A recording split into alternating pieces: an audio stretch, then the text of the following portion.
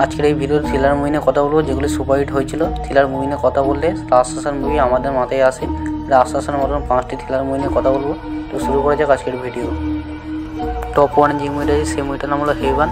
এই মুভিটির কাহিনী হলো, শুরুতেই একটি মৃতদেহ দেখতে পাওয়া যায় এবং এই খুনটির জন্য সিআই অফিসার পিটারকে গ্রেপ্তার করেন, যিনি এই মুভিটির প্রধান চরিত্র। তিনি কি এই খুনটা করেছেন না অন্য কেউ, সেটা জানতে মুভিটি দেখতে হবে এবং ক্লাইম্যাক্স তা আপনাকে চমকে দেবে। টপ 2 যে মুভিটা আছে সেই মুভিটার নাম হলো কোবরা। এই মুভিটির কাহিনী হলো, একজন গণিতের অধ্যাপক যিনি অঙ্কের মাধ্যমে সফলভাবে হত্যা করে পালাতে সক্ষম হচ্ছেন। কেন সেই হত্যাগুলো করছেন এবং তাকে কি ধরতে পারবে সেটা জানতে মুভিটি দেখতে হবে।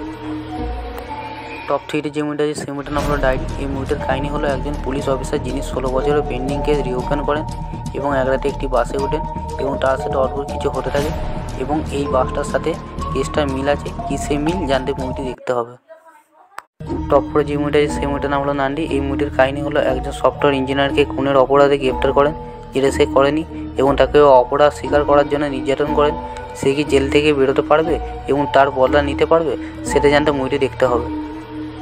টপ 5 যে মুভিটা আছে সেই মুভিটার নাম হলো কাডাভের। এই মুভিটির কাহিনী হলো, যে সে একজন সার্জন যিনি একটি হত্যার তদন্ত করেন এবং যখন জানা যায় যে খুনি কে, তখন পুরো কাহিনীটাই ঘুরে যায়। কে সেই খুনি জানতে মুভিটি দেখতে হবে।